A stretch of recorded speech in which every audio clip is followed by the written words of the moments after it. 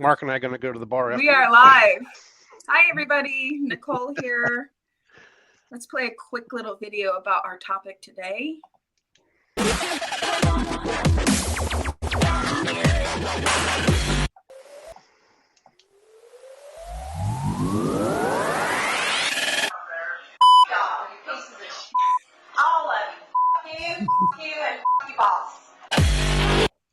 Oh, goodness. Okay. Wow. We'll play that a couple more times. That was awesome. That was great. Not happy. Give us some context. So our topic today, real quick, if you're watching, thank you for being here, is dealing with rude customers, which I'm so excited. I feel like I'm going to learn so much on this call with all these amazing, talented, experienced people here. So let's do a brief around who everybody is, and then we'll get started. Mark will give us some context on that video. Yes, so I am Nicole with Cellbotics. I'm also sit on the board of the Repairs First Association and the Gadget Repair Expo. I specialize in training development, me and my team. And with Repairs First, if you are not a member and you own a shop, I don't know what's wrong with you, we need to talk. So that goes to Brian. That way. Yeah, it's that way. Yeah. All right. Brian Ahern, let's see here, former vice president of the CPR franchise under Jeremy Kwiatkowski, former vice president and operations of Phone Medic in Kansas City, had 9 locations, and now co-founder and COO of Repairs First Association and Gadget Repair Expo. That's a lot to spit out. Right, it is. All right, let's go to Doug. Thank you. Doug Christensen here, president at Olympus Lending. We strive to provide funding solutions for anything you need for your repair shop or mobile store. Exclusive deals through the partners here through Repairs First Association and Cellbotics. So if you're needing funding for anything in your business, we're here to help you out. Yes, Olympus has been great for that. Okay, and now we're going to go to Michael. Hi, Michael Hutchcraft. I'm the president of Glacier Consulting, specializing in R2 and management system implementations, upgrading systems, helping customers reach certification, stay certified, getting involved more in the repair industry, and glad. My company is a sponsor of the Orlando show coming up in May. Absolutely. Yeah, and just so you guys know, Glacier does have experience with cell phone shops specifically. So this isn't just like they're dabbling. They actually have a very amazing success story, which is Marquivas with Nerd It Now, who was at the last Gadget Repair Expo and spoke about how R2 completely shifted his entire business, and so Glacier was the company that actually helped him with that. So yeah, actually we started with mobile companies specifically, and then now I've branched out into iTag and other stuff, but we did get started with cell phone companies specifically.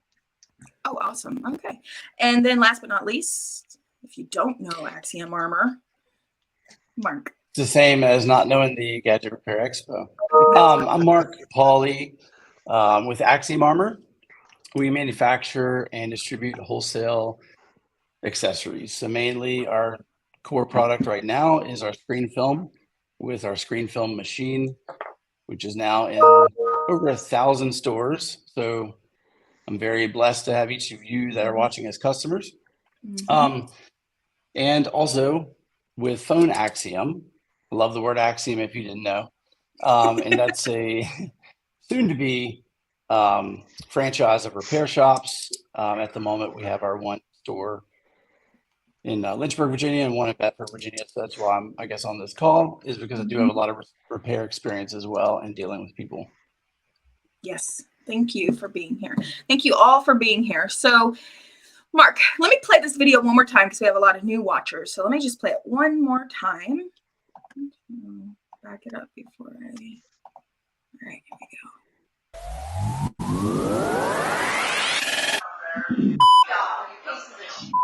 All of you, and you, boss.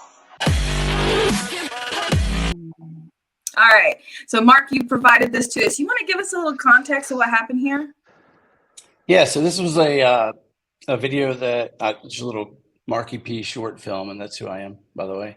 But what had happened preceding that, outburst from that customer is she had her phone screen replaced. We did the phone screen replacement, however many months ago type of deal.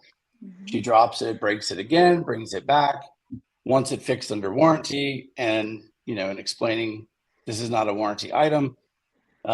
She commenced, after going back and forth for a long time. I was on the phone with her because I wasn't at the location at the time. She decided to basically just cuss everybody out and leave. So that's pretty much what happened in that case. What can I ask questions about it? Absolutely. What You exactly want her happened? address? No. What happened? I mean, why was it broken device that couldn't be fixed, or something went wrong with it, or pricing? I mean, what was it that? Yeah, we'd done the screen replacement. She came back in and wanted it replaced under warranty. And yeah, you explained that. Hello. Yeah, we didn't want to do that, obviously, because there's not a warranty on accidental damage unless you get, an ACO plan or, something like that. So what kind of damage was it? Crack screen. Crack screen. And she said she didn't drop it. It was just like, hey, it just happened. I don't really remember that part. Okay. But the gist is that, she was flipping out because she wanted it done for free. And, we're not able to do that. Yeah. Okay.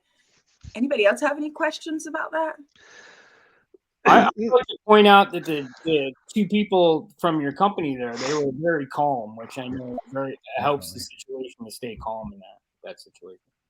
Yeah. We've got some comments here. It helps when you provide Adderall as soon as they come to work. They're really focused.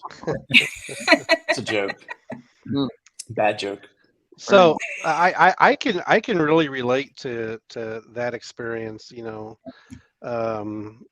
Having going back to CPR and even at Phone Medic, and I hear from members today that they'll call me or they'll email me and say, hey, I got this review and here's what really happened, and I want to reply and go tell her to pound sand and whatnot. And I mean, I get it. I understand it. The way, though, it appears in your video, though, that your employees remain calm, that's one of the biggest things to do. Absolutely. When you have a customer like that. And I actually have several articles I have written, regarding rude customers and things to say and things what not to say. And, it's easy, though, to say remain calm during an apocalypse. Okay, it's harder to do it. And one of the things that I've come up with that really does help is don't show your feelings, don't show your anger, okay, and figure out a solution. Right. And in this industry, it happens a lot. I see it in these Facebook groups. I don't know. If I said daily, I probably wasn't enough. Probably more than once a day. Yeah. Where the nightstand attacked or whatnot. And a lot of customers do get confused what is a warranty and what is insurance or what is damage. And even when I'm talking to a shop and they know that I've been around for a while, I know the difference between warranty and and insurance. And when I'll ask a shop, what is your warranty on your repairs? Because I have to ask that because it's a part of the ACO deal. And they will always tell me it's this, but it doesn't cover damage. I'm like, who would think that it does? And then I realized, well, the customer does. And one thing that it worked for me. Almost anyone that comes into your shop is going to have a car. And when you relate it back to automobiles and say, okay, well, customer, let me give you an example. If you bought a car and the alternator went out 30 days later, and that's under warranty. But if you back up and hit a telephone pole and crush in the trunk, that's insurance. That seemed to work really well. And I guess I just didn't really get the FU, and FU, which I'm laughing. I feel bad for your team. Yeah. I do too, because did she just comment hang up with below. you? I mean, comment below. Yeah, sorry, Nicole. No, it's I mean, okay. if you've tried something like that and you still have someone going off all, Karen or Leo or whatever names it is, you want to assign them for the day. I'd be kind of curious, but I'm sure it does. But anyway, I just wanted to say kudos for you guys remaining calm. It's very hard to do, especially during an Yeah. apocalypse. When you have a customer like that specifically, and everybody, all humans pretty much for that, when you're angry, you're not thinking, you're not rational, you have no creativity, it's just science, right? So your brain is operating out of, a bear attack, your defense, and Right. you're going crazy. That's what happens. So if you can diffuse that, the biggest way is to empathize with the customer. I'm sorry that happened. I can understand why you're upset. Those types of things is what I found value in, and staying calm, like you said, for sure. A wise man told me many years ago, feel, felt, found. And you would have to, I understand how you feel, customer. And if I didn't know, I probably would felt the same way. After doing some research, this is what I found. And it depend, Yeah. or after doing this or whatever, feel, felt, found works really well in a lot of situations. If you haven't tried it, try it. Hey, Nicole, I understand how you feel. And if I didn't know much about phones, I would feel, I probably would have felt the same way. But here's what I found out. Warranty and insurance are two different things. And let me relate it to your car. And just very calmly like that. If someone actually does that and has a video of a real customer continuing the FU, I'd love to see it. Yeah. But I really think that's going to take 90% of your upset customers and squash them out to where you don't have a bad day. Because when they get to you, you're going to have a bad day. You're not going to be a salesperson to your next customer. You potentially could screw up a repair. And at the end of the day, this is a customer service industry. This is not Geeks Best Buy where you have they're coming into you for products. This is a service industry, and you're gonna get these customers. There's no way around it. Mm-hmm. Definitely. Yeah, you're not going to make everybody happy, and that once you understand that, and then are able to, like you said, get at the level of where their anger is coming from, and understand a lot of times when you let them speak, that it diffuses a lot of it. I agree with that. But some people just won't be happy no matter what you do unless you bend to their will. And then what? I feel like some shops, like even myself, right? So, I started in a flea market with $100. So every customer was still is so important to me, right? Like I felt like personally indebted to these people for them to do business with me. And it probably wasn't the most healthiest relationship I've had with customers, right? And I remember some people would just blatantly be wrong. And I would appease them just because they didn't want a bad review. So where do we as business owners draw the line and say, you know what? You don't get to rag on me and drag me through the dirt and demand everything because you bought, a one-time service from me. You know what I mean? Like, when is it okay? Because I feel like a lot of times businesses are always looked at the customer's right and you should do whatever. But in reality, we're all customers and business owners. And we even know sometimes we're just in a bad mood and we're wrong. You know what I mean? When we ask for things from other businesses. So when is that? Yeah, Nicole, I'll jump in here. I just was having this conversation a few days ago. In our line of work, every client, their project is the most important to them, so therefore it's the most important to us. But we do have some that just expect, like you said, they expect us to appease. And I think we at Glacier have come to the determination that it's okay that there's some people that we're just not going to work with going forward.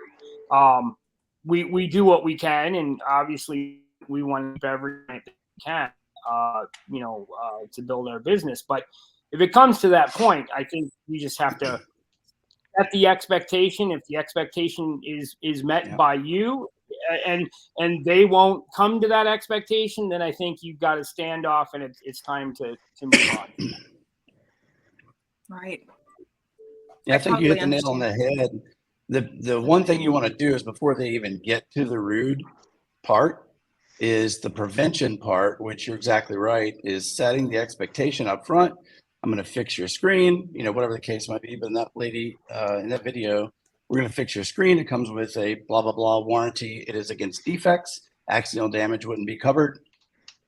99.9% of the time that will take care of it without even, having someone that's gone crazy. Yeah, I think you're doing a good job there explaining the why. And I think that helps would probably calm customers down. Sometimes customers just have the perception that whether you're a shop owner or a lender like we are, that you're just trying to take advantage of them. But if you explain why of we have this certain policy in place, or they're starting to understand, well, that's something we're not able to do because that's bad for our business, not because we want to get an extra leg up on you. The example, Who's got their email open? Who has their email open? Does anybody have their email open, or is that me? I'm sorry, I keep hearing a dinging. Oh, it's probably me. Yeah. I hear the dinging too. I just figured it was you. I'm like, where is the dinging coming from? No, I don't have an email open. Okay. Did you say where's the dingy? Where's the dingy coming from? Sorry, Doug. Didn't mean to cut you off. I was like, oh boy. No, that's quite all right. Like I said, I think it helps with your customers if you explain to them the why. And we're a little bit different than everybody else on the call. So we're a lender, and people think we're always trying to take advantage of them to charge them more for what their terms are. And the perfect example that we like to use is if somebody sets up their payment back with us via their bank account, and we go to draft their bank account and it bounces, we do charge a fee for that. And we're not charging that fee to make us richer. We're charging that fee because we get charged a fee from the bank when that payment bounces. So we're using that to cover it. So I think if you explain to them the why, and the customers will have a better understanding that we're not just trying to take advantage of them and to get one more leg up on them. It helps kind of de-escalate the situation. But you guys have all made great points here. It's all about trying to find the balance of, how do we try to meet the customer's needs to get the situation resolved versus on the other end, this may be detrimental to my business if I keep practicing this habit by just giving in to the customers. Definitely. There is a slippery slope. You want to protect, obviously, your Google reviews. A lot of people use Google reviews to determine if you're a good business or not. I use it when determining repair partners. I use it in my personal life, making decisions. But even if you did everything right and you stand your ground and you say, I'm sorry, customer, there's nothing else I can do for you. And they go back and they leave a review that makes you look bad. And even though they're 100% wrong, following up with a very polite and calm reply, hey, customer, I as we stated in the store, I understand how you feel. I tried to explain it to you the best way I possibly could. Let me explain it again. It shows to the outside person looking in when they're wanting to do business with you that you recognize that they were upset. You attempted to make things right. And, it's just that, and people aren't going to necessarily look at that particular review, and I wouldn't worry about it. Some people will even say bad publicity is just as good as good. Well, I don't know if I 100% agree with that, but letting somebody go off on your Google page and you coming back with a, I tried this, we tried this. I'm so sorry. Please let me know if I could be assistance to you in the future. All of those things, because it's not that one customer, it's the other thousands of people that are going to be choosing to do business with you going forward. Mm-hmm. Right. So I've been taking some notes here while we've been talking because I'm going to post them in the chat. Yeah. Just kind of want to recap. Well, like Brent's comment. Brent, thank you for your comment. Sometimes you have to sacrifice for the customer, try to work a deal out with them if they want something for free. But, and that's true. If it's an iPhone 11 screen that costs you $20, Okay. I mean, come on. Is $20 really worth you spending an hour arguing back and forth with the customer?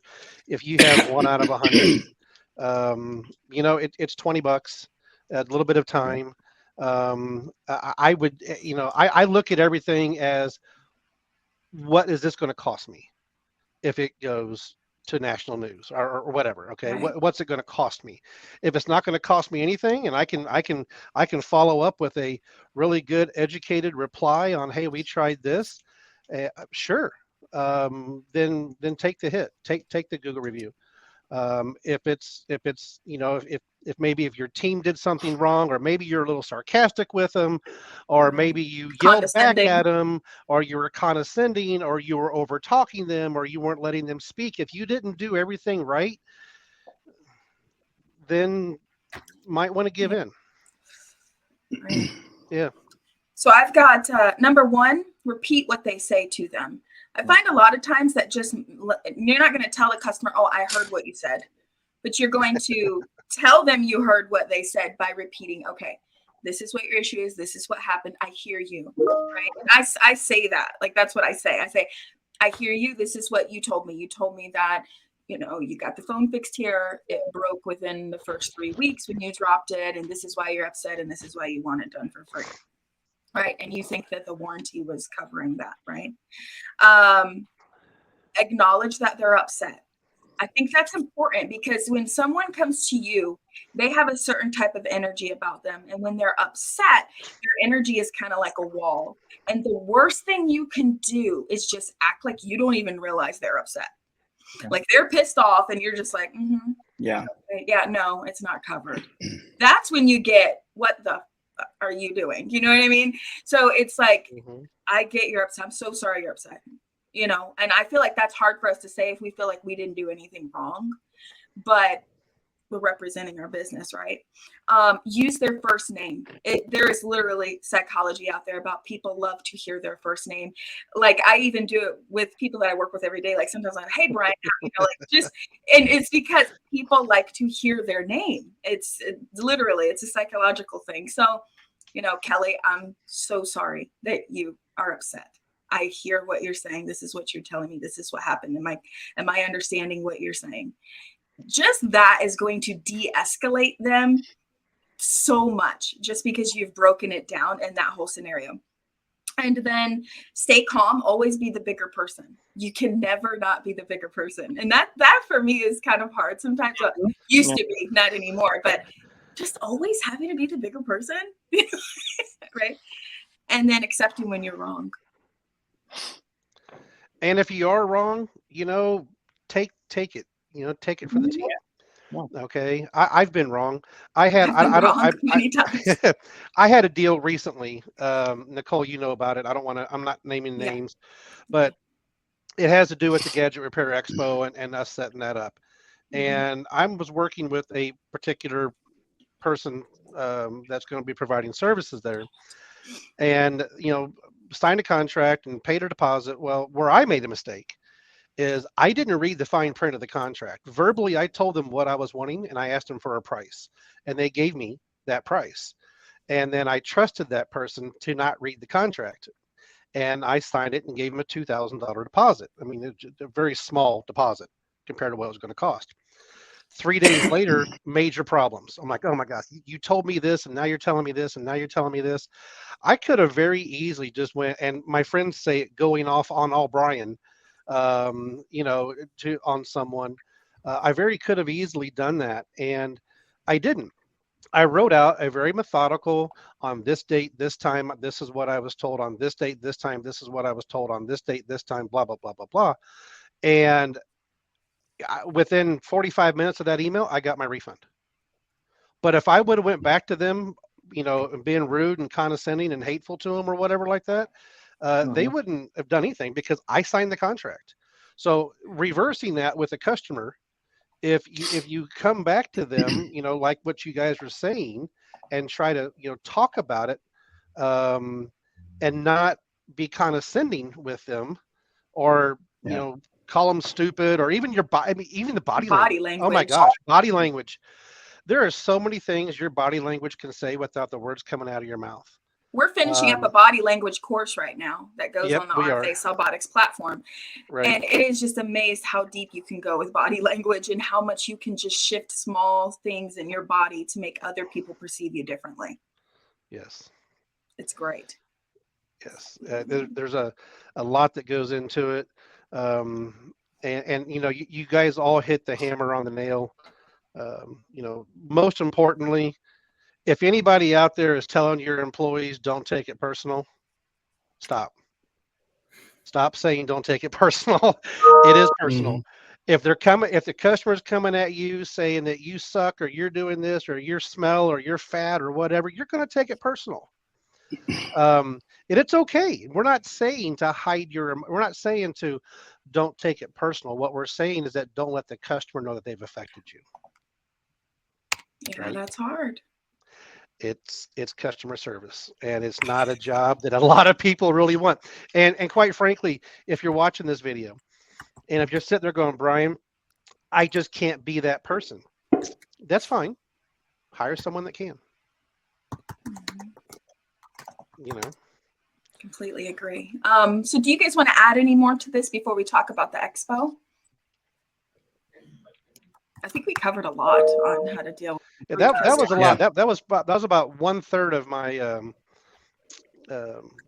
novel that I wrote about rude customers. So Yeah. that was quite a bit of content in there, but I got quite a bit more. So, and if you're an only thing- RFA member, you'll be able to have access to it. Mm-hmm. The only thing I would add is when, you know, that negative review does come in, because it will happen one day. Yes. And, you know, make sure and reply to negative ones and positive ones. But more importantly, if you're wrong, it doesn't hurt to put that in there. Like, hey, I was wrong. It shows the person looking from the outside that might do business with you. That's an honest company. He admitted his guilt. He handled his business. And that means more than trying to defend in a lot of cases too. That's all I wanted to add. Totally, completely agree with that. And one more thing before we jump over, and I want to bring this up because I do see, I have seen people post this, and I've been asked this question quite a bit as well. You know, customer calls you up and says, your screen's defective. It's doing this, it's doing that.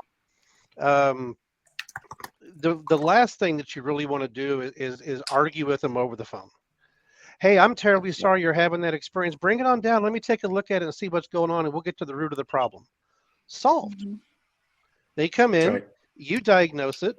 They say it should be warranty. I understand how you feel. This is what I found. When I did the diagnostic on it, here's what I found. And in fact, you have water damage inside your phone, customer, or whatever the case is, right? And you show it to them, and it'll de-escalate that really super quick. But if you have the ones, and you're going to get them, like you know, Mark, time to fire somebody, you know, if you pulled out all the stops and you have to fire a customer, then just do it with grace. Totally. That's a very good tip. So let's talk about the expo. Yeah, I'm looking forward to it. You know, I'm actually looking more forward to Orlando than I did San Antonio, and that's for a selfish reason, because I'm bringing my wife and my daughter and her friend, and we're going to spend a day or so. And I've been to Orlando many, many times, but I've never been to any of the attractions around Orlando, and I'm just looking kind of forward to it. You know, go on a couple little things, and then, you know, be prepared to work my tail end off for 3 days. As people see me at the other ones, I don't think I ever sat down for 3 days. You know, but it's so much fun. There's so much education that's being put out there. The vendors have giveaways. We're the micro soldering champion. I mean, there's just so much we could talk about. What I get asked quite a bit, though, and Nicole, maybe you can touch on this. What I get asked quite a bit is, what should I expect when I come to something like this? I've never been to one. What should I expect? What expectations should I set? And I think that's be a good topic for all of you on this call. Have been to other expos in the past as an attendee, as an exhibitor. So let's just you know, kind of share what we feel, what you can expect by coming to a show. I'll I'll go first just to say what to expect at this specific show, right? you're going to learn things that you didn't know about the industry that you're in or you're entering. So you think, I can just learn on YouTube, I can just watch these lives, I can just be in the group on chat, and it's just not enough. There's so much more. There's more people, companies, learning that you need to do to grow your business and move in the right direction, right? Also, you're going to get remotivated, which I think is so important in any industry. You need to be motivated about your business. And a lot of people don't know this, but a few years ago, I was totally unmotivated about my business. And there was a time where I struggled, and I invested in expos, coaches to get myself out of that rut, because when you're in the rut, your business is going to fail too. So going to expos that relate to the industry you're in are very helpful, because you're going to meet people that are excited about their business, and it's contagious, you know? Mhm. And it's big. You want to plan both days. Don't think you're just going to go for a few hours and leave. You will get caught up talking to people. There's giveaways, there's demos all day long. There's speakers who are giving you knowledge. We don't allow speakers to just talk at you. This is something that I'm tasked with, and I'm really passionate about, is that I want speakers to provide value, something you're going to learn that you didn't know before, or a how-to or to-do list. And I think that that's something very different about the Gadget Repair Expo. So those are my 3 things that I would say to expect. Good points. Good points. The thing I love about the expos is getting people, letting clients meet other clients or new friends that either now we've got business to do between each other.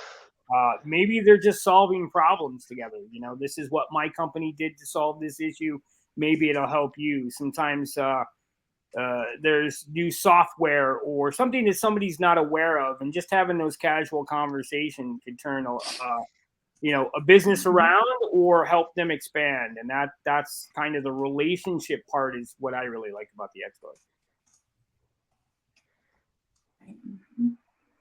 So I go next, Doug? I guess. I think okay. that. Oh, go ahead.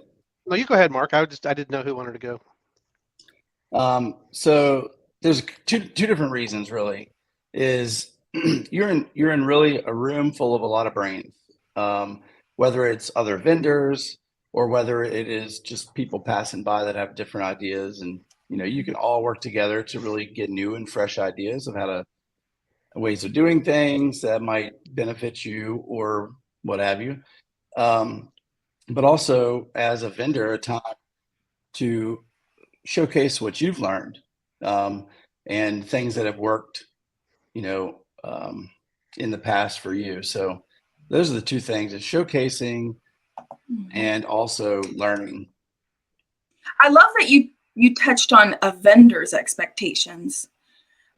We just assume that all vendors know the value of an expo, but then you go to expos and you see some different companies, but there's tons of other companies out there. And it's like, hey, do you understand how valuable this is? The reason that companies keep going to expos is because they're beneficial. They don't just keep going just because it's in their budget. You know what I mean? Yeah. So I love That's that. right. I mean, it's expensive for a vendor to attend. I mean, you figure a booth is, average $3,000. Then you got 2, 3, 4, or sometimes more employees, flights, hotel, food. You got to pay them while they're there. So these vendors are really they're doing it for this. And Tony Baker, and I guess he couldn't make it on this call, but Tony Baker has said it to me, I don't know how many times. He says, I want my current customers to come there, because when they do, I talk to them and maybe we can do more business together. Or maybe there was an upset customer that I had, and now we're face to face, and now I got the contract back, I got the client back. You guys would be so surprised what changes between a phone call where you're upset and a face to face meeting where you work it out. That's right. Okay. And putting that face to a name.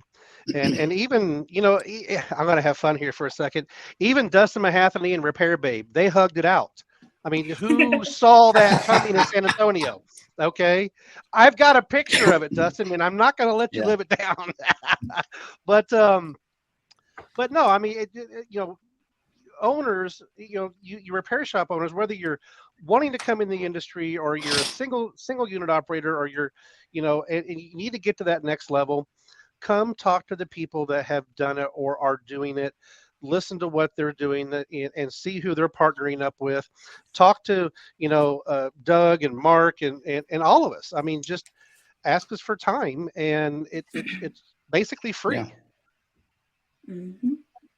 Yeah, just to echo what everybody said, what's so valuable about the Gadget Repair Expo is at the end of the day, whether you're a vendor or an attendee, everybody has a common objective to better your business. And the Gadget Repair Expo does a great job of throwing in a little fun with that at the same time. So our passion at Olympus Lending is to help small business owners who are the bloodline, this country and others to grow and make their dream of being a business owner into a reality. So when everybody's in the same room and at the same expo with the common objective, there's no doubt that you're going to leave better off than from when, before you came. Yeah, I love it. I mean, what you guys offer at Olympus can be a game changer for our store. So to be able to speak to you in person and, how does this work? See the process there. I'm sure you guys are going to have computers and show them the process and the ease of financing a device for our customer, and then getting financing to buy from vendors.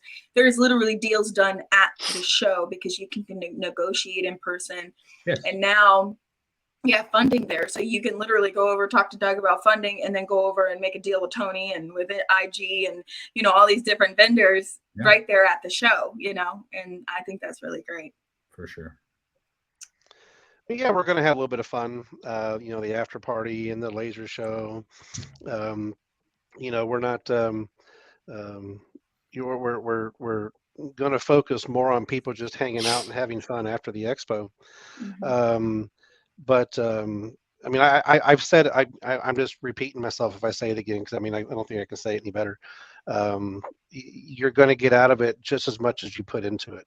If you go to it thinking that you're just going to get nothing out of it, well, then you're not. You might as well just not come. But if you're wanting to do something different, you're wanting to go to the next level, you're wanting to stay, be in the industry and help other business owners just like you, and share ideas and share stories and come together and learn about different revenue streams, then come on down. To contact your, tickets are $99 a piece, but contact your favorite supplier and ask them for a coupon code to make it half off. So whoever your favorite supplier is, contact them, ask them if they have a coupon code. The GRE, Yep, and then it'll make your ticket half price, and then come on in. If your favorite supplier isn't exhibiting, well, still come. Contact your number 2 favorite supplier, I guess. That's right. Whatever that is. There's going to be, I think right now we had like 43 locations already spoken for and taken. We've only got room for about 18 or so more. More vendors, for more booths, vendors. Yeah.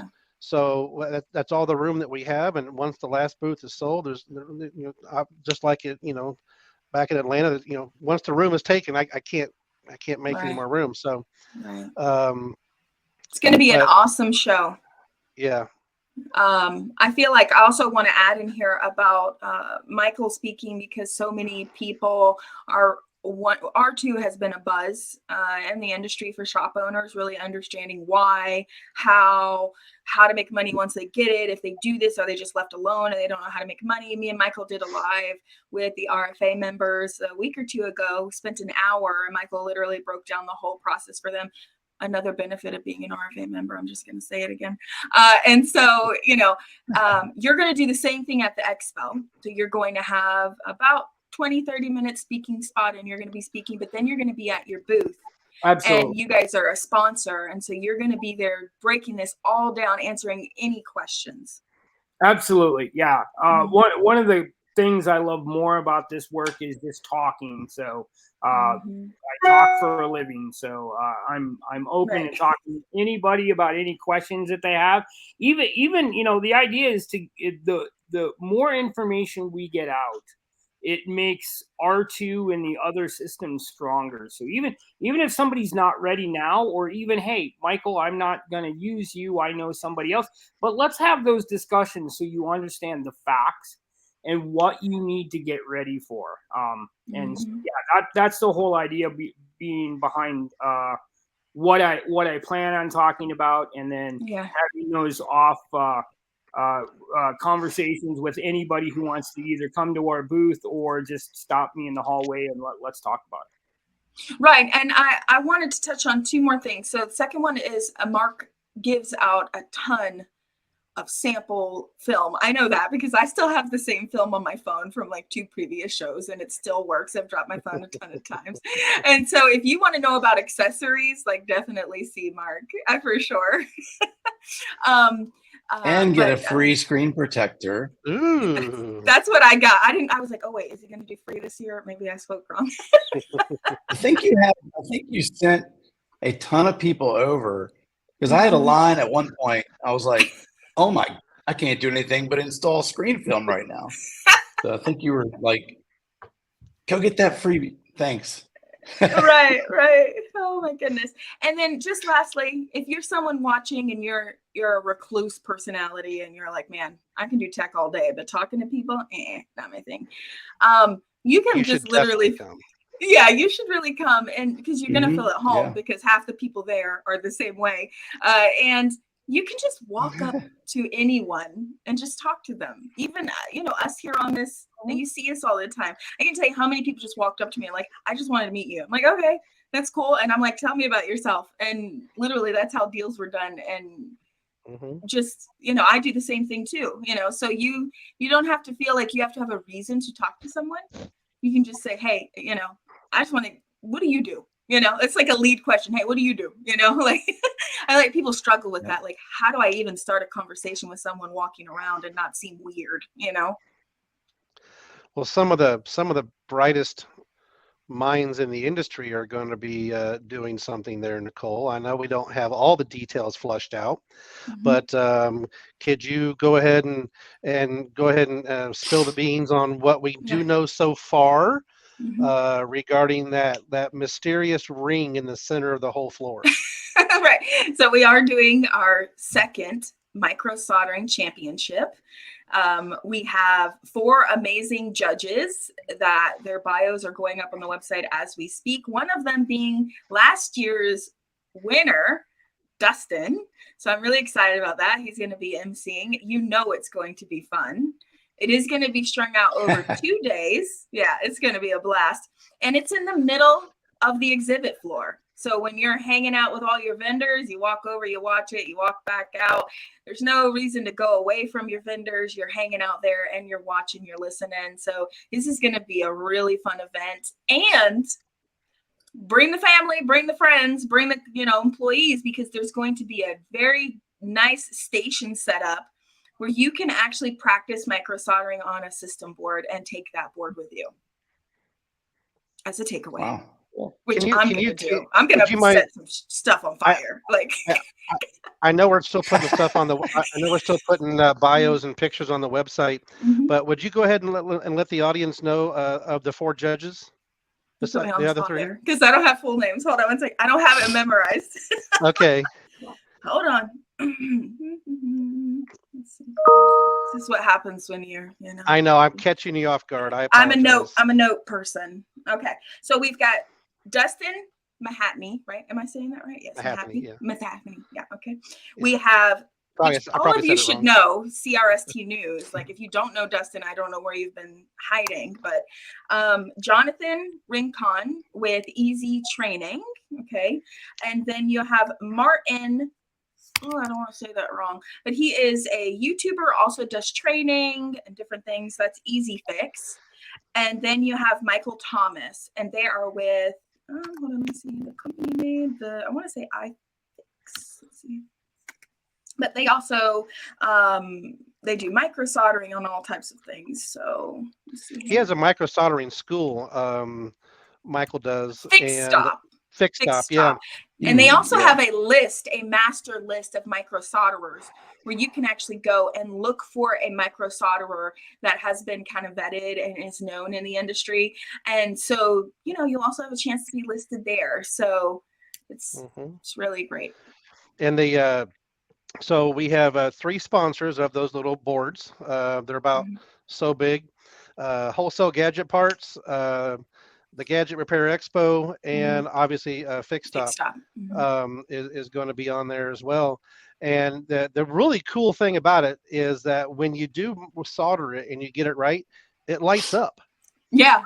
I mean, even if you've never Wow. micro soldered and you wanted to try it, okay, you get it right, it lights up. And Take it there's home with you. scopes. You're gonna Yep. use a scope. You're gonna use all like a workstation like you would as a micro solderer. So if you are not a micro solderer, but you're excited to watch the championship because that is fun. It is fun. It's not just a yawn. There's a lot of banter going on. Micro solderers, I kind of look at them like a club within a club, right? Because they're just always just bantering with each other and always going back and forth. So I really love watching the championship, even though I don't micro solder. But now people who don't micro solder can just pick a chair, sit down. There's going to be a helper from Fixed Stop walking around, actually assisting people. And then you get to take it home, which is exciting. And I believe what all the judges have agreed to. In fact, I know it is because we just had a call this morning and confirmed it. Okay. So a little bit different than San Antonio, where there's actually a small fee to compete. It's only $25. That's it. And you do have to have an entry pass to get into the hall. So again, make sure that you contact your favorite supplier and get the half off coupon code to save you $50. Okay. But all of the money that is paid in, for applicants, is going towards the championship, towards the winners. Now, I don't know yet if it's going to be one winner, or but all the money's being paid out plus an additional $500 in cash coming from the GRE. Wow. So this could be really big. So I would, talk it up, get out there on social media, talk to your buddies that do micro soldering, have them come compete. Let's see who the winner is going to be. There's, 4 judges who are very well known in the industry. Come have fun, come hang out, and if you're the winner, take home a pile of cash. And if you just think about it, if 50 people register, that's $2,000 almost. That's right. That's right. Wow. Something that people don't know about me, I actually do micro soldering. Did you know that? Oh God, you better You're gonna compete? Hey, I will not be doing that under pressure. Oh, come on. Even as funny as Dustin is, he even made the comment that it's a little bit stressful up there, and that's why he's going to be doing a lot of the emceeing, not to get you guys all nervous, but to help calm the nerves. Again, this is a fun event. Yes, there's money being given away, but it's more of a fun event, educational event. And maybe, this is going to come out wrong, and I hope it doesn't, but maybe you thought you were doing really good. Maybe you thought you were, and then you come there and you see somebody else's, and I don't know. I mean, I don't micro solder, so my hat's off to everybody that even knows what a micro soldering iron is. Okay? What if you thought you were really bad, and then all of a sudden you win, and you're like, holy cow, I'm actually pretty good. Yeah, there's that too, and That's plus, awesome. you'll be listed as a B2B partner for the RFA for a year, and there's just a lot of things. It's just, get your ticket, come on down. If you're a single store operator, let your customers know a week in advance that you're going to be closed. Close your shop down for a couple of days. Get in there on Wednesday night. Hang out Thursday. Airbnbs. Dustin says he has more room. I'm just kidding.